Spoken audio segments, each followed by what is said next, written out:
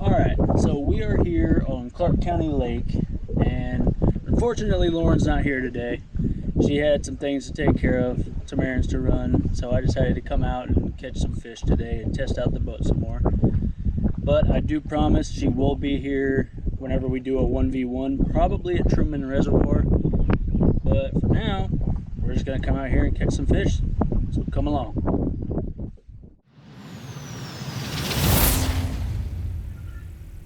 So my biggest focus today going out on the water was just to have fun, not particular anything. I didn't have any goals in mind. I just wanted to get out on the water, really fish the boat since I hadn't done it in several months since the boat's been in the shop. And while I was out there on my first spot, I ended up finding this bass on top water. Well, he was just kind of floating there, so I thought she was dead. When she started moving, I picked her up.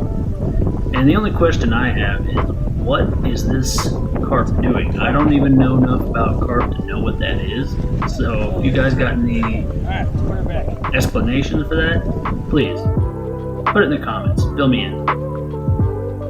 But I digress. I moved around to the back of the coves over here, and there was really nothing there, no movement. You kind of get to a spot, and I just listened for movement, any type of activity at all. So I ended up moving back to the other side of the lake, and this is a spot that I have a lot of confidence in, so I just kind of fished here and just did what I wanted. Bellows gill, spinner bait, and really focused on those because those are the baits I have fun with. And then over time I ended up switching back to a wacky rig because I've seen a lot of boats on the water and a lot of movement, a lot of people out fishing.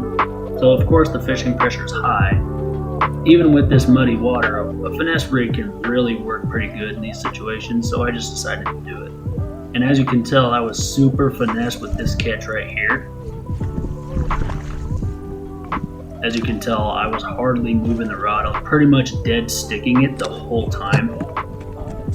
And I didn't know it yet, but all of the hook sets that were bad on this one, because I dropped the next one as well, they all pop off because they're really crappily hooked. The biggest mistake on that one was I had just one size too big of hook, and I needed to bump down a size. I had a 2-aught, and I needed to bump down to a 1-aught instead of a 2. And I ended up doing that after I dropped the second one,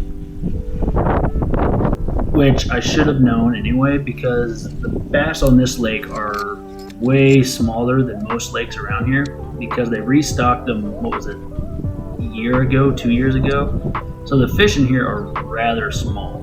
So if you can catch a 3-pounder out here, you are catching probably one of the, if not the bigger bass in the lake, which is pretty rare for me since I don't fish this lake consistently enough to really know where those fish are hiding.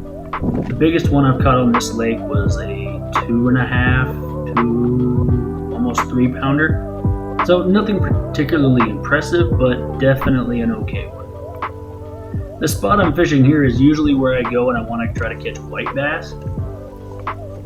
And this spot really produces just because it's right beside a dam, and the dam falls off, so there's lots of movement and lots of current in this area.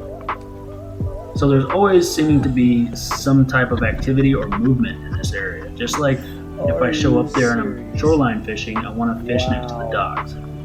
Wait till you see this. Now, this bass in particular told me a whole lot of things that I needed to know about what's going on in the lake and what's happening here. Small fish. And it's important to study what the bass have to tell you. Let them tell you what's going on in the body of water, instead of just trying to figure it out by guessing or anything like that.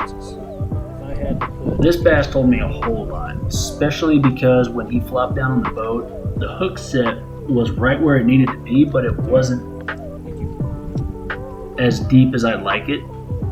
So it told me maybe I need to set the hook just a tiny bit harder on this area, and I need to downsize my hook just a slight bit. So I ended up doing that. 12 ounces. And this bass ended up spitting up a craw. There.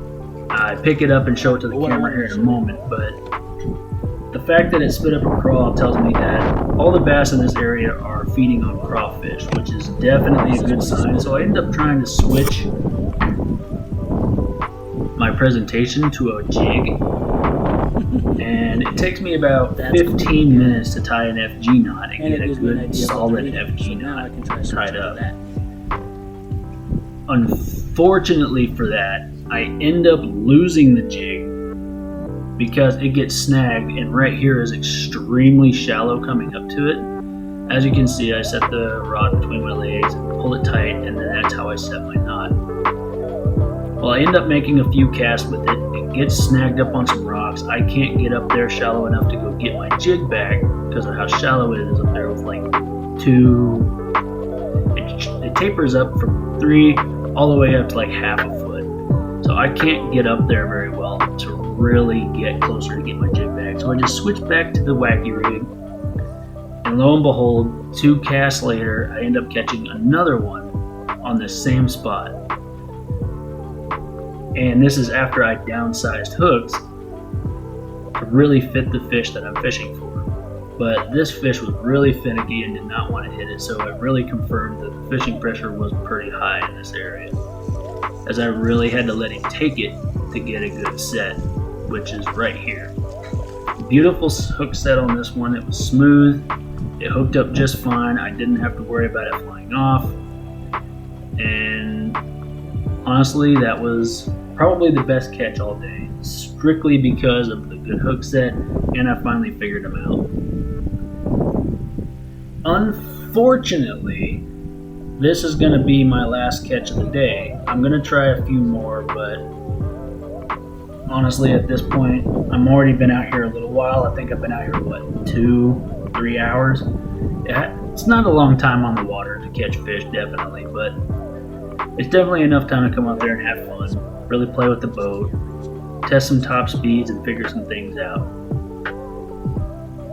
I end up getting a call shortly after I released this fish from my girlfriend that she wants me to meet her in town. So we end up making a few more casts, loading up the boat, and heading back in.